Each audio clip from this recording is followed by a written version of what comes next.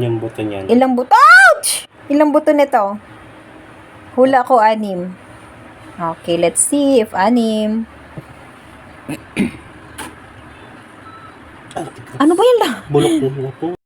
Pag matigas na, bulok na? Hinog na to. Ha? Hinog? Oo. Eh, hinog naman talaga dapat kinakain. Matigas na pang hinog to. Sumiling bulok na yan. Pag matigas. Oo. Paano malalaman? Ay, Ito, bato. 6. Lalim. 6 talaga. 6 talaga siya. Kaya lang, hindi na siya pwedeng kainin kasi, ayan na, ito na yung example ng nabulok na. Kapag nabulok na, matigas na to, yung balat. Okay, bye-bye. 7. Let's see if 7 talaga. 7 yung nasa loob. Let's see. Wait lang na. 1, 2, 3, 1, 2, 3, 4, 5, 6. Wait lang. 1, 2, 3, 4, 5, 6, 7.